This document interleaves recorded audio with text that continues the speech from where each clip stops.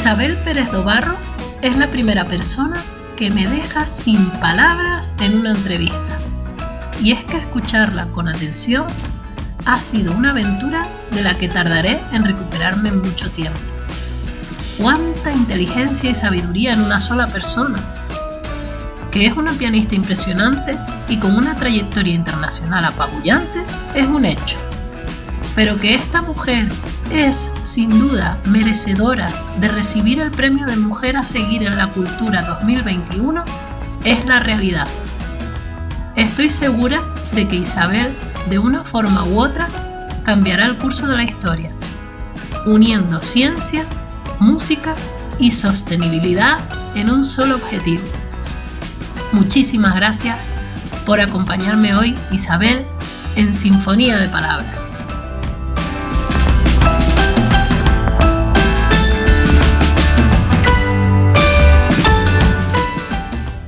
Buenas noches. Hoy estoy aquí en Sinfonía de Palabras con una persona que me hace especial ilusión conocer, porque no tengo el gusto, pero tengo la intuición de que esto va a ser muy especial. Ella es Isabel Pérez Dobarro, pianista. Bueno, a ver, como empiece yo a decir aquí la lista de títulos de Isabel, probablemente se me acaba la media hora de programa y no acabamos, pero no sé, es un honor tenerla aquí. Ya le estaba comentando antes fuera de grabación que es un poco hasta abrumante conocerla. Estoy muy ilusionada con esta entrevista. Para mí es un placer, Isabel, concertista internacional de piano, graduada además en Derecho. Bueno, ahora iremos hablando un poco de tu vida y de tu trayectoria profesional. Simplemente darte la bienvenida, Isabel. Es un placer y un honor tenerte aquí hoy.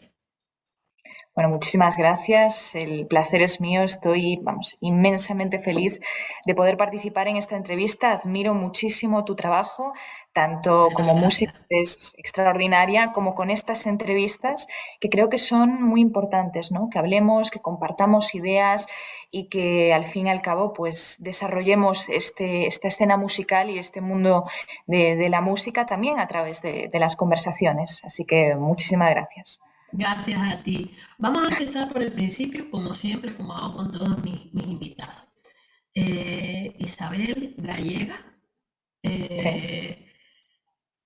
resulta que eres una niña inquieta, con unas capacidades muy altas, con altas capacidades, con superdotación. Tus padres empiezan a buscar actividades, ¿no? Donde satisfacer un poco esa vidilla, esa curiosidad.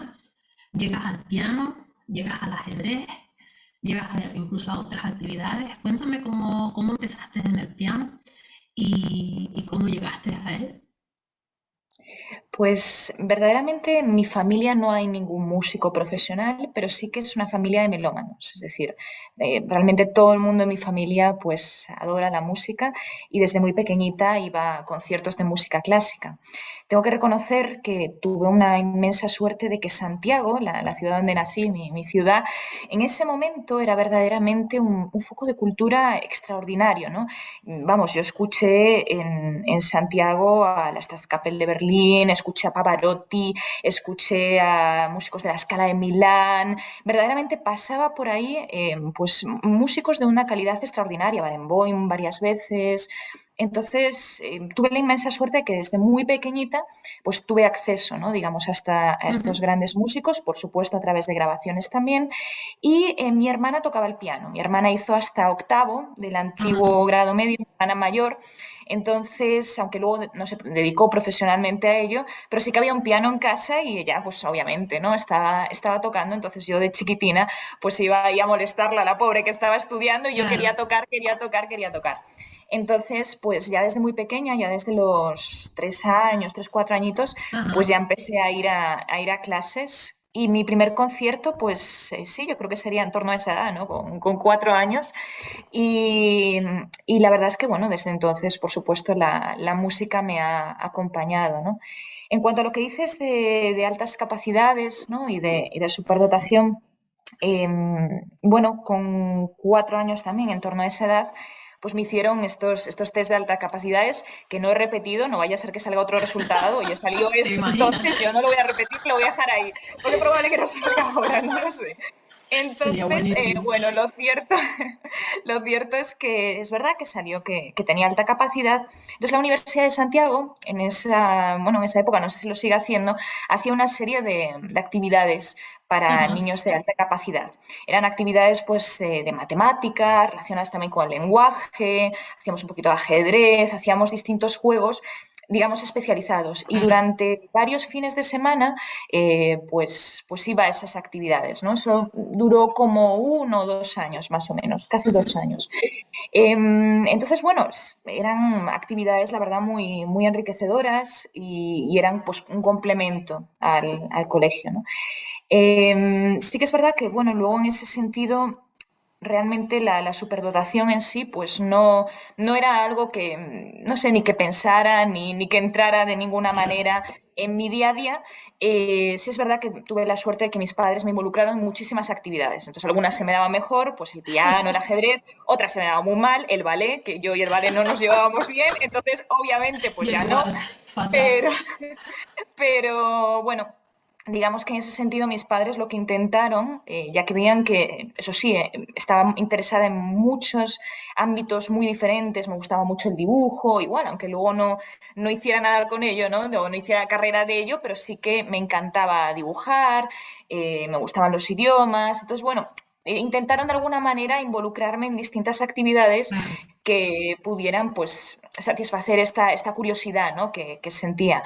Y bueno, pues en ese sentido, al final, poco a poco se fueron definiendo las actividades en las que estaba más interesada, ¿no? Pero Ujú. realmente la cuestión de la superdotación no es algo que yo viviera de una manera consciente más allá de ese examen en Sí. cuestión y esos cursos. Es, bueno, pues Es importante lo que hicieron tus padres, ¿no? sí, yo creo El que en ese buscar sentido ha sido... o sea, cómo ellos se dieron cuenta de dónde estabas tú y cómo intentaron de alguna forma satisfacer esa necesidad, ¿no? De información, como digo yo, de qué importante es eso. Aquí en La Laguna también, en la Universidad de La Laguna también existen esos programas.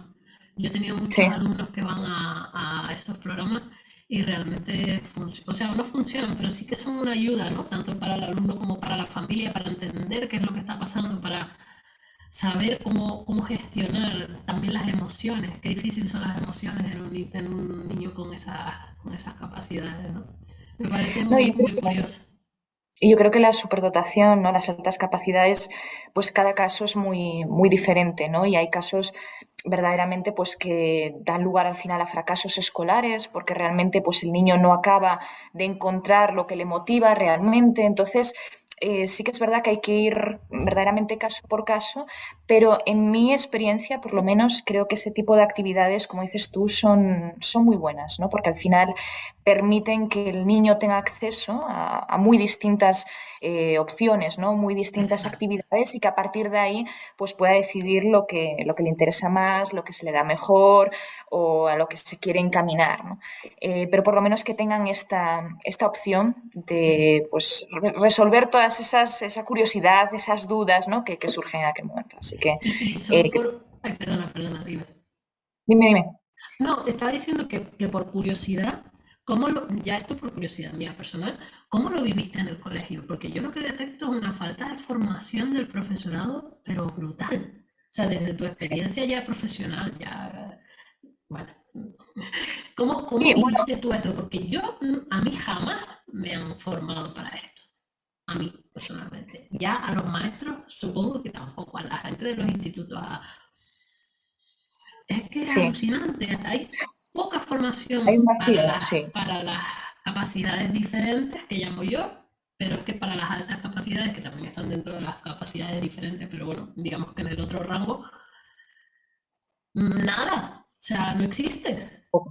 Hay muy poco. Yo creo que, digamos, los dos momentos en los que esta alta capacidad de alguna manera jugó un papel en mi educación en el colegio fue cuando salieron los resultados, que ahí sí el psicólogo del colegio, pues de alguna manera hizo un seguimiento, ¿no? De cómo iba yo en las clases y ver un poco, pues, cómo era mi actitud, mi convivencia con los demás niños y demás. Eso duró, pues, digamos, hasta los 6 años. Y luego a mí me pasaron de curso. Yo desde sexto de primaria salté directamente a Qué segundo de bueno, la ESO. Entonces, esto fue una decisión del departamento, una profesora que era mi tutora en aquel momento, habló con los psicólogos del colegio, habló con todo el claustro de profesores y decidieron esto, ¿no? Entonces, claro, ellos tenían dudas en torno a, bueno, cómo lo recibirían los nuevos compañeros, los antiguos compañeros, cómo se llevaría toda esa situación claro. tan La extraña, ¿no? cuestión Porque al final social, en el colegio estamos todos, entonces de repente es porque Isabel está en esta otra clase o en este otro curso, ¿no? Entonces, bueno, yo lo intenté vivir de una manera muy, muy natural, ¿no? Dije, pues mira, ahora tengo el doble de amigos, qué bueno, tengo los de este curso y los del otro, qué bien, ¿no? Eh, pero sí, obviamente, pues hubo unos meses un poco de adaptación, ¿no? De decir, bueno, porque Isabel está aquí. claro. Y sin duda, pues ese era el mayor reto en aquel momento, pero creo que se llevó muy bien. La verdad es que yo recuerdo ese año como maravilloso y no hubo ningún problema realmente, Qué ¿no? bueno. Pero sí que fue, bueno, pues yo creo que una apuesta del colegio a la que le estoy inmensamente agradecida porque creo que era lo adecuado en aquel momento. Claro, en ese momento pues tienes que mirar muchas cosas, no solamente pues cuán avanzado vaya el alumno en cuanto a las materias determinadas, sino pues a nivel de madurez, a nivel, ¿no? A esas edades se cambia mucho y cómo iba a llevar yo este cambio de curso. Entonces, Claro. bueno, estoy muy agradecida realmente al colegio que apostara por ello, porque al final es una apuesta que puede salir muy bien o muy mal, y creo que en este caso pues salió bien y fue una experiencia muy, muy positiva. Claro. Bueno, vamos a hacer un pequeño salto, porque estoy viendo que esta sinfonía de palabras va a durar 3 horas y no podemos estar 3 horas aquí. Y yo tengo mucho interés por muchas cosas. Entonces, vale, muy bien, ganas 800 ¿cómo se dice? Torneos de ajedrez, acabas tu, Uno no, me... una broma, sí, pero bueno, acabas tu carrera de piano en Madrid, en el Real Conservatorio, te vas a Nueva York a hacer un máster, sacas el doctorado, que me lo acabas también de comentar. Bueno, una locura. Eh, bueno, espérate, sacas un experto en Derecho Internacional por Harvard, sacas la carrera de Derecho, que esto a mí me dejó loca. Aquí yo ya hice un poco así como en shock, entré en shock. Y entonces, claro, yo digo, vale, ¿cómo relacionamos derecho con música? O sea, ¿en qué momento en tu carrera vertiginosa, espectacular, tú dices, voy a estudiar derecho y por qué? ¿No? ¿Y cómo ha entrado eso en tu vida? Y, porque yo creo que es parte muy importante de quién eres ahora, ¿no? ¿Cómo se Sí, han sí, sí, mezclado sin duda. esos dos mundos y por qué? Sí, yo creo que realmente, a pesar de que se suelen ver como disciplinas totalmente distintas, ¿no? Derecho, música, relaciones internacionales, música, ¿no? Que son un poco las áreas en las que he trabajado más, pues realmente tiene muchos puntos de conexión. El iniciar la carrera de Derecho vino un poco por familia, ¿no? Toda mi familia son arquitectos y abogados, Ajá, o, bueno, juristas en general, también hay magistrados, etcétera. Entonces, bueno, realmente el derecho era una parte de las conversaciones familiares, claro. de todo, ¿no? De todo lo que me rodeaba, ¿no? Era todo arquitectura o derecho. Entonces, creo que es un paso muy, muy natural.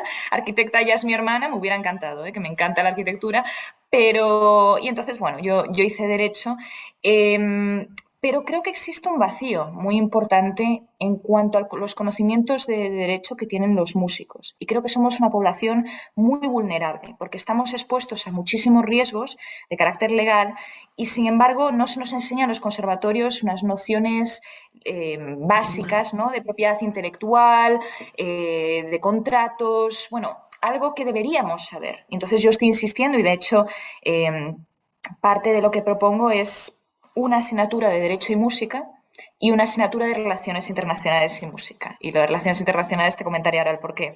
Pero bueno, para terminar un poco con el tema del derecho, creo que existe un vacío muy importante y que nos convierte en una población tremendamente vulnerable a manos de programadores, managers, quien sea, ¿no? Que se puede aprovechar de una manera muy fácil de una población que está altamente expuesta a distintos riesgos y que, sin embargo, no tiene la información. Entonces, yo no creo que los músicos deban ser abogados, pero sí creo que una formación básica en derecho relacionado o que pueda tener cualquier relación con la música para mí es esencial, ¿no? Por otro lado, en relaciones internacionales y música, lo cierto es que eso vino un poco condicionado por circunstancias prácticamente aleatorias, ¿no? Yo, estando en NYU, me seleccionan para una conferencia, que es el Millennium Campus Network Conference en las Naciones Unidas. Entonces, bueno, la idea era involucrar a los jóvenes en los nuevos objetivos de desarrollo sostenible que se estaban aprobando en ese momento. Es decir, yo fui en agosto, esto se aprobó en septiembre, ¿no? Bien, entonces realmente para mí eso fue una experiencia extraordinaria, ¿no? De repente, pues eso, te ves en las Naciones Unidas, ves todos estos procesos de Esa era negociaciones. mi siguiente pregunta, o sea, Increíble, Naciones Unidas, o sea, perdona, o random. sea, pero vamos a ver, o sea, espérate, yo todavía estoy en Galicia, en Santiago, y tú ya me estás en Naciones Unidas, o sea, ¿qué ¿No? fue eso? Entonces, Eso fue una locura, ¿no? una locura. Sí. Entonces la cuestión es que yo, cuando llegaba a todas estas conferencias, yo me presentaba, ¿no? Y yo siempre pues he dicho lo que soy. Oye, pues yo soy concertista de piano y eso es lo que soy.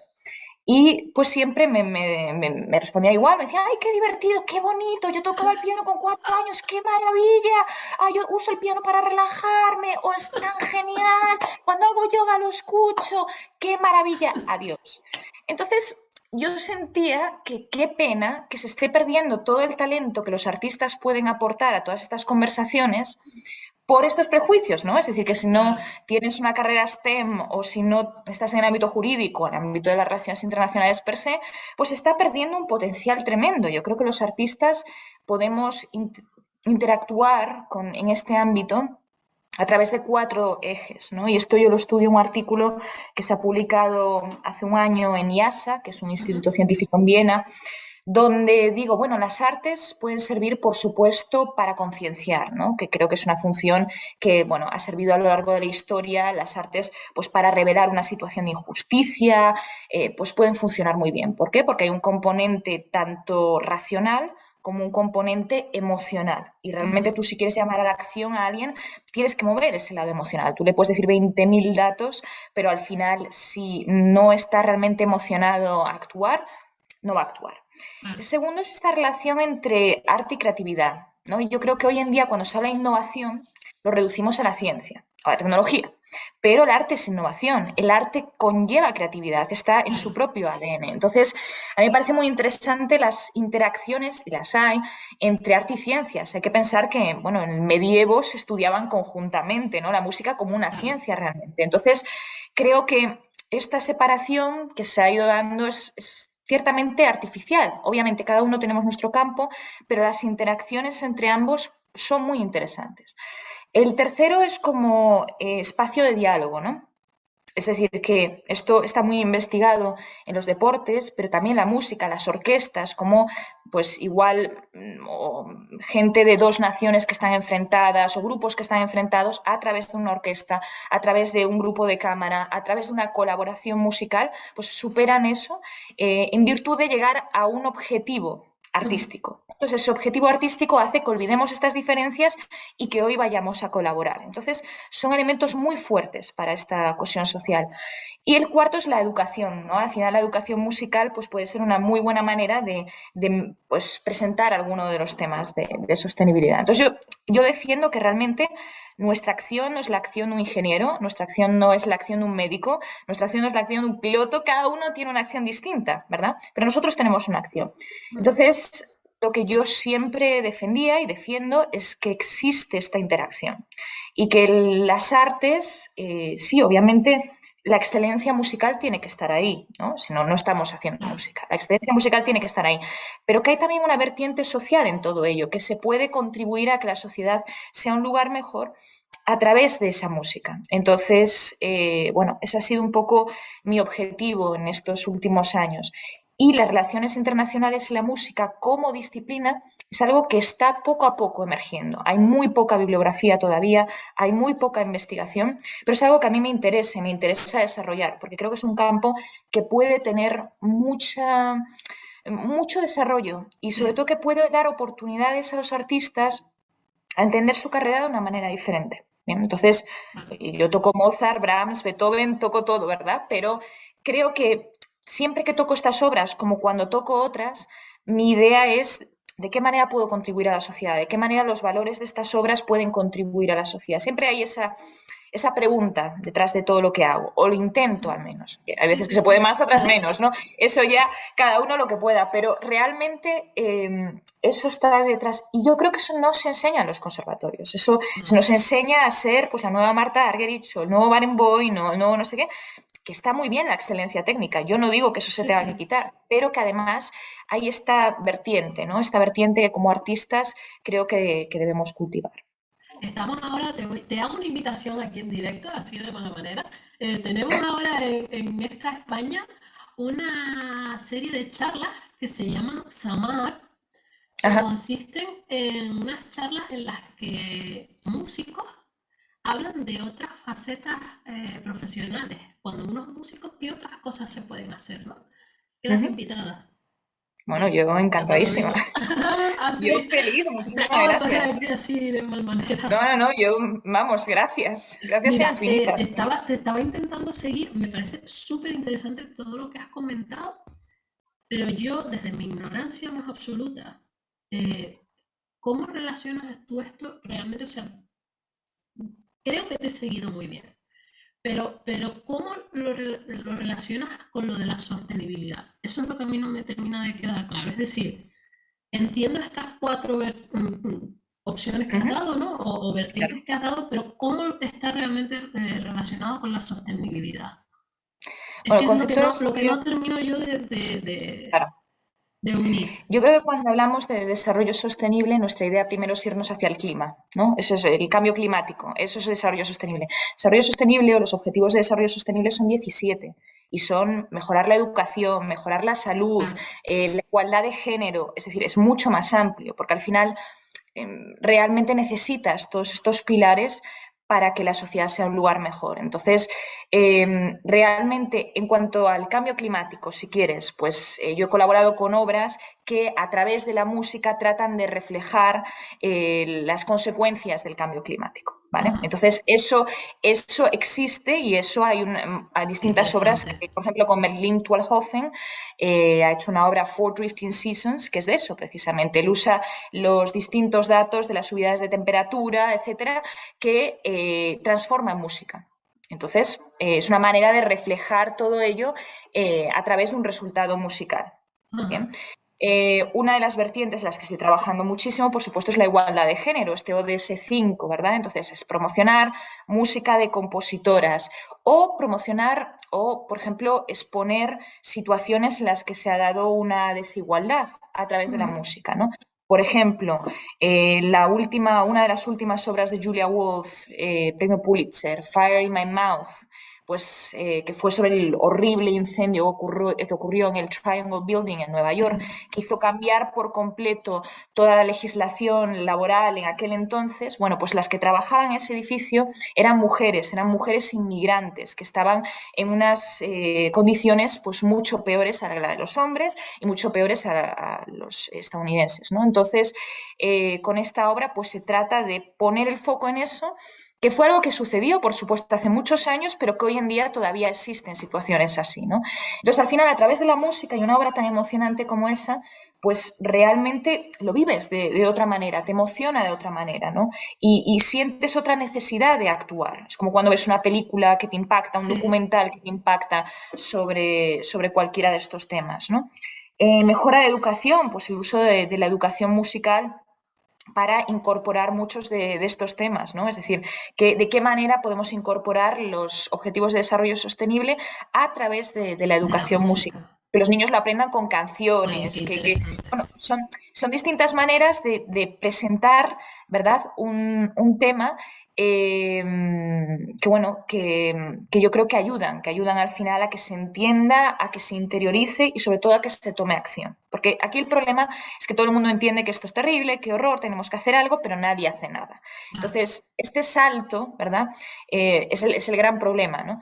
Y este salto, pues yo creo que las artes pueden contribuir a que se dé este salto. Si algo te emociona, si algo verdaderamente te llega, pues puedes intentar tomar acción de otras Ujú. formas.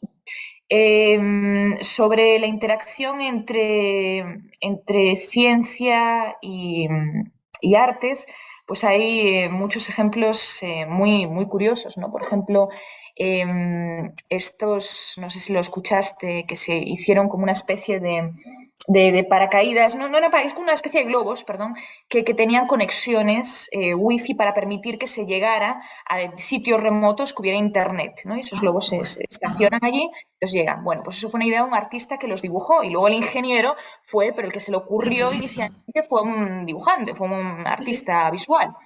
Entonces, bueno, yo creo que es una idea muy loca y obviamente se necesita esa creatividad out of the box, como dicen los Sí, americanos, ¿no? sí. Entonces, creo que hay interacciones muy positivas y que pueden llegar a los 17 Objetivos de Desarrollo Sostenible. Es decir, estamos hablando de unos específicos, pero obviamente si tú enseñas a niños a tocar en un instrumento en una situación de vulnerabilidad social, pues les estás dando muchísimos valores, pero también les estás dando una posibilidad de tener una carrera por la cual van a tener trabajo, por la cual se les va a remunerar y por tanto les estás dando una salida laboral. Entonces, digamos que puede encajar en muchos aspectos, ¿verdad? Pero yo lo he visto desde un punto de vista analítico en estas cuatro vertientes, que obviamente podemos evaluar si hay más, pero yo creo que estas cuatro son como las principales, ¿no? Yo estoy aquí escuchándote encantada de la vida. O sea, Bueno, yo me enrollo mucho, ¿eh? yo Tú, puedo seguirte córtame lo que escuchando toda la quieras. noche, ¿no? No, si es que estoy alucinando, o sea, ahora entiendo por qué eres premio a la mujer del año, o sea, es que es alucinante. O sea, es alucinante oírte escuchar, o sea, mira cómo me tienes. O sea, es alucinante oírte hablar. Gracias, me No, encanta. gracias a ti, Gracias, gracias a ti. gracias, me encanta. Estoy aprendiendo muchísimo hoy. A ver, déjame recomponerme. Es que me encanta. Eh, bueno, vamos a seguir ahora hablando un poquito de música. Sé que tienes muchos proyectos ahora por delante, pero hay uno en especial que posiblemente nos quieras contar ahora, que es la grabación de un disco que has tenido ahora mismo en los últimos meses ahí en el horno.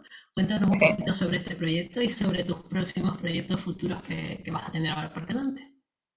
Sí, bueno, este proyecto se llama The Unknown Pauline Viardot.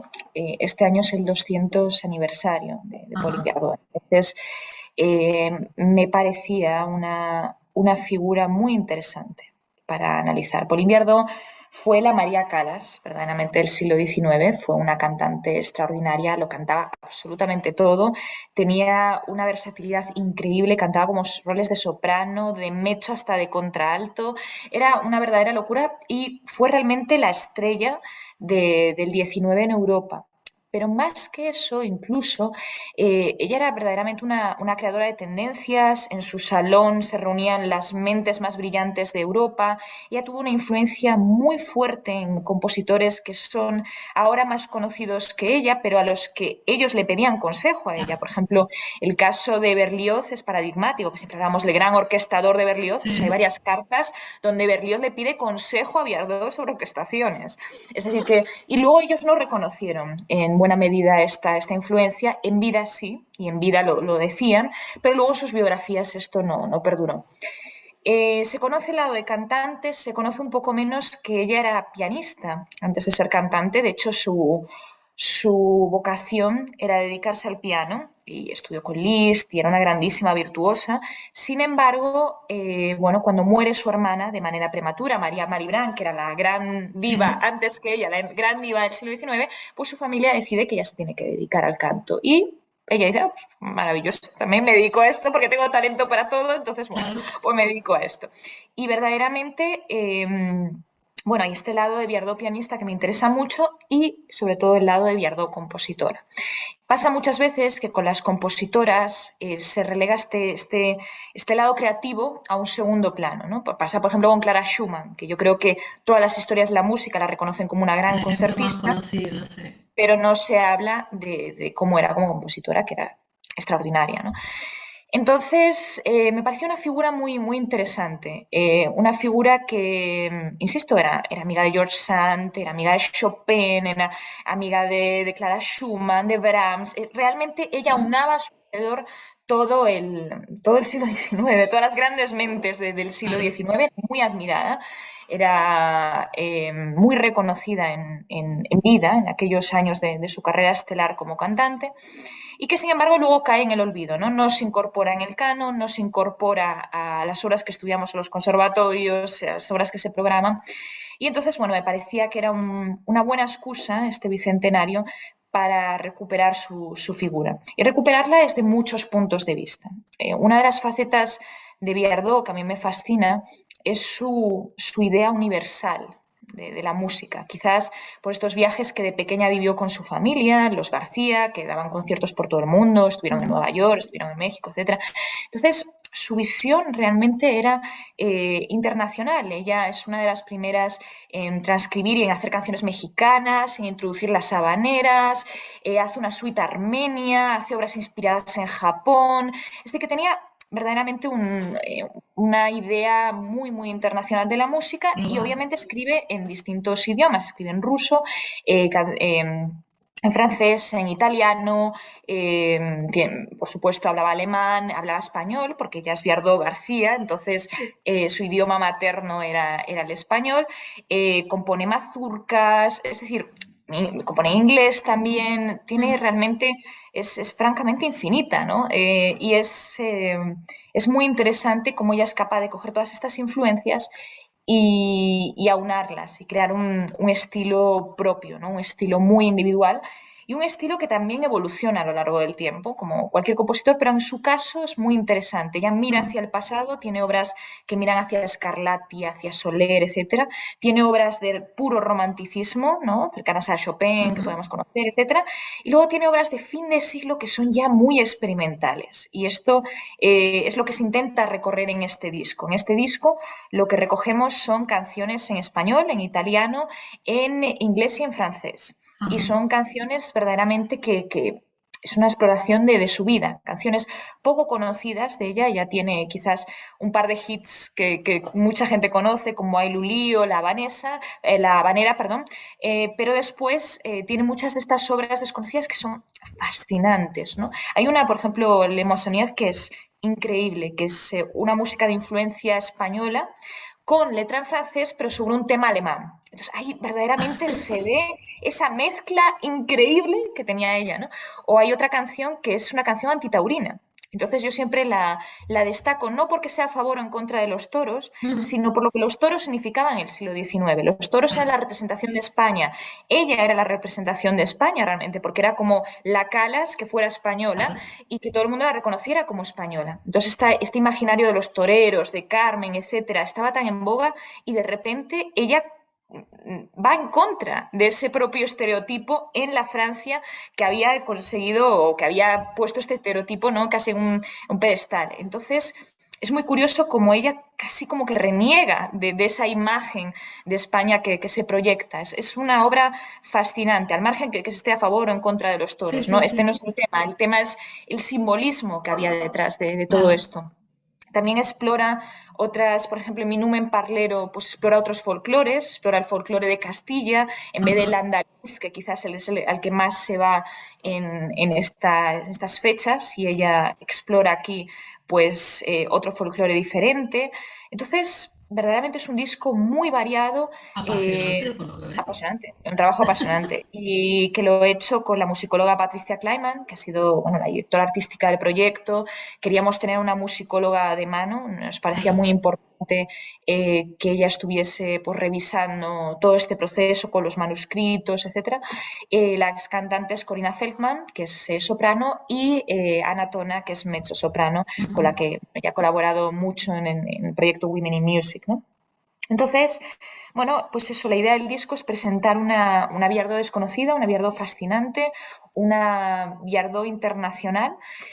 Y el disco se engloba dentro de un proyecto mayor, que son conciertos, conferencias y Claro. ediciones. Entonces, los conciertos, pues he hecho tanto solistas, con la obra íntegra de Pauline Viardot para piano, con otras compositoras del siglo XIX. Acabo de Ajá. tocarlo por ejemplo, en Málaga, la preciosa Sala María Cristina, que es maravillosa. Entonces, bueno, pues tocó con obras de Melbonis, de Szymanowska, que era una mujer a la que Chopin admiraba, que hacía nocturnos, que hacía mazurcas, que hacía Ajá. polonesas, y Chopin le pedía por favor tocar en su salón, de lo prestigioso que era el salón de Szymanowska. Imagínate, ¿no? Que siempre hablamos de John Field como el antecedente de Chopin. No, no, no, era Sí, esta sí. señora. También tocó Clara Schumann, Narcisa Freixas, Eugenia Osterberger, bueno, contemporáneas de Pauline Viardot para situarla en este contexto europeo. Conferencias en Harvard, en NYU, en New York University, en la Universidad de Costa Rica, en Montpellier, la que acabo de dar hace muy poquito en el Conservatorio de Música de Madrid, el Real Conservatorio de Ujú. Música. La idea, conocer más en profundidad, ya desde un punto de vista de investigación, quién era Pauline Viardot, ver esos manuscritos, entender mejor ese lenguaje musical desde una perspectiva teórica. La edición de partituras, Patricia Kleinman acaba de editar canciones españolas con Hildegard Publishing, que es una de Ujú. las editoras más importantes de música de compositoras del mundo. Y luego esta parte de discográfica, ¿no? Que ha empezado con las canciones, ahora estoy en proceso de grabación de las obras de piano y nuestra idea es hacer otro CD también de más canciones que quedan, porque Claro. insisto, yo no sé cómo a Poli Mierdó le daba tiempo a todo, porque es impresionante el número de Hombre, y canciones que de tiene. ahí te salen un par de artículos científicos. ¿O tres? También, ¿O tres? también estamos en ello, sí. Sí. No, es que es Así, pues de ahí te fascinante. sale un montón de cosas. Ahí sale de todo, es infinita realmente y lo que me fascina de ella es, uno, su versatilidad, dos, esa influencia que tenía en el 19 y el papel tan importante que jugó en el 19. Y luego, bueno, parte de la reivindicación de su figura es la reivindicación de todas estas compositoras, ¿no? Al final han quedado fuera del canon no por una cuestión de calidad, sino por una cuestión de una decisión realmente consciente de dejarlas fuera y de no incluirlas y de desmerecer su talento cuando hay obras extraordinarias. Y al final creo que ganamos todos. Yo lo veo desde una Ujú. perspectiva de igualdad, pero simplemente desde una perspectiva musicológica, si se Sí, quiere. sí. Son obras de inmensa calidad y qué maravilla que cuando estés en el conservatorio, oye, pues puedas elegir. Digas, oye, pues voy a tocar Bach o voy a tocar Jacquet de la Guerre. Y no estamos diciendo que Jacquet de la Guerre sea Bach, pero Jacquet de la Guerre hace unas obras extraordinarias que merecen la pena y ¿por qué no tocarlas? ¿Y por qué no ver Claro. ese repertorio extraordinario? O decir, oye, pues toco Szymanowska en vez de Chopin como obra obligada. Pues Ujú. porque esto nos da una mayor variedad, nos permite, y esto no quiere decir que dejemos de tocar ni Bach, ni Sí, Chopin, ni sí. Mozart. Hay que seguir tocándolos, pero es que además vamos a enriquecernos con este repertorio que merece muchísimo la pena. Qué importante tu trabajo. Madre mía. Se Tú estás intenta, se alucinando intenta. conmigo, pero es que yo estoy alucinando contigo. No, y qué Isabel, ¿se me importante el acaba el tuyo. tiempo o no? O sea, no, no sé. Yo creo que es sinfonía de palabras más Te he larga de la dicho que me historia. cortaras, tú No, córtame. no, no te puedo cortar, es que te podría estar escuchando toda la noche. Eh, pero sí, tenemos que cortar un poco. Me gustaría hacerte una última pregunta, Isabel, si me lo permites. ¿Quién es Isabel? Siempre hago la misma pregunta. ¿Quién es Isabel? ¿Quién eres tú fuera de todo este mundillo? ¿Qué te gusta hacer en tu vida personal? Digamos, no sé, ¿de qué eres friki? ¿Qué cosas te gusta hacer a ti? ¿Quién eres? Bueno, yo creo que esa es una de las preguntas más difíciles que le puedes plantear a cualquiera. ¿Quién eres? ¿No? Porque al final yo creo que estás toda la vida planteándote quién eres, ¿no? Sí. A mí si quieres, ¿cómo te gustaría que te recordaran? Igual puede ser. Me gustaría que me recordaran como una persona que a través de la música intentó hacer de este mundo un lugar mejor. Lo pudo conseguir, no lo pudo conseguir, pero por lo menos lo intentó. Y sinceramente, ese es mi foco, ¿no? Yo creo que En los conservatorios, por supuesto, se nos enseña una excelencia técnica que es necesaria, obligatoria, hay que tenerla. Como dice Rachmaninoff, lo primero tienes que saber tocar el Tienes que instrumento, luego tocar, si hablamos, no. ¿no? Entonces ya no hay nada. Bien, entonces, pero sí que es verdad que yo creo que las artes tienen un potencial tan maravilloso para cambiar las vidas, para ayudar, para contribuir de alguna manera. Y para mí eso ha sido siempre mi objetivo, ¿no? Ver de qué manera puedo contribuir, puedo ayudar, Ujú. puedo hacer de este un sitio mejor. Al final pues, se puede conseguir o no se puede conseguir. No siempre se puede conseguir lo que una quiere y por mucho que No. luches, pues al final hay circunstancias que no dependen de ti. Pero yo creo que en ese camino de intentarlo, pues por lo menos algo bueno haces, ¿no? Y ese es mi objetivo, ¿no? Y al final, pues, ¿quién soy? Pues soy una persona que intenta contribuir en todo lo posible dentro de sus capacidades y dentro de lo que puedo a que este sea un mundo mejor. Y esa ha sido siempre mi moto y quiero que lo siga siendo. Pues tú has hecho mi día que sea mejor. Qué bonito. Ay, por favor. Y tú, seguro. Ahora cuando yo digo mis bromas tontas, pero que es verdad. Qué maravilla escucharte, Isabel. Muchísimas gracias, de verdad. Empecé con esa palabra y sigo con la misma palabra. Estoy abrumada, estoy encantada. Voy a seguir investigando un poco sobre tu trabajo. Gracias. Y nada, ha sido un absoluto placer. Ha sido Pero un ha sido absoluto mío. placer escucharte. Espero poderte seguir y poderte seguir escuchando por ahí. Y Pues nada, que estemos por en supuesto contacto y vamos, encantada. yo feliz, ojalá podamos colaborar, eres una artistaza y la verdad es que creo que esto que estás haciendo, ¿verdad? Estas conversaciones son tan importantes, que podamos hablar de música, que podamos hablar de nuestras distintas ideas sobre la carrera musical, lo que significa ser músico. Yo creo que esto nos enriquece a todos y este tipo de espacios son esenciales. Creo que a veces vamos tan rápido y nuestra carrera Sí, nos lleva a hacer tantas cosas que no tenemos este tiempo de reflexionar, de pensar, de decir, oye, pues por lo que la pregunta que me acabas de hacer, ¿quién eres? ¿No? Que al sí, final es una pregunta que no te planteas yo creo que es esencial, ¿no? El punto, ¿quién eres y quién eres como artista? También creo que es algo que también. todo el mundo cuando empieza una carrera musical tiene que pensar, tiene que decir, oye, ¿quién soy yo como artista? ¿Qué quiero transmitir? ¿Qué me hace a mí diferente como artista? ¿No? Yo creo que esto es el punto esencial. Yo cuando voy a los conservatorios, esto es lo que le digo a todo el mundo. Le digo, mira, a mí me cambió la vida el reflexionar sobre esto. Yo no reflexionaba sobre esto. Yo estaba muy ocupada haciendo mis escalas y mis terceras y mis cosas. ¡Qué horror! Que tengo un examen mañana, ¿no? Y claro, entonces esa La preocupación Rachmaninoff la lleva. constante de, Dios mío, Rachmaninoff, ¿no? Es decir, claro, pero después llega un momento en que cuando sales al mundo profesional dices, oye, pero ¿qué estoy aportando? ¿Qué puedo hacer? Cómo puedo contribuir a la escena musical? Entonces, una Ujú. pregunta esencial. ¿Quién eres como artista? ¿Qué quieres ser como artista? ¿Qué quieres aspirar? Bueno, ¿qué quieres proyectar a través Sí, sí, de tu arte? Entonces, bueno, qué bonito. son muy importantes estas conversaciones y gracias por hacerlas posibles y hacerlo también, además. Así que A mí gracias. me gustan mucho también las conexiones que estoy Sí, obteniendo yo, al menos a nivel personal, totalmente. pero el aprendizaje tan importante. Hoy ha sido especialmente importante, pero con otros compañeros también el aprendizaje que yo me estoy llevando de esto. Mucha gente me ha preguntado, ¿por qué lo haces? O sea, por qué gastas tu tiempo en hacer esto? O sea, cuando tienes 80 cosas por detrás, ¿no? Quien me conoce sabe lo que hago y lo que me dedico. Lo Sí, hago sí. por días como el de hoy, porque realmente es apasionante. Ay, me emociona lo Muchísimas que gracias, Isabel. Ha Gracias a sido ti. un placer. Muchísimas gracias, de Gracias. verdad. Te mando un saludo y un abrazo muy fuerte. Un abrazo muy fuerte para ti también. Gracias. Un beso. Gracias, Isabel.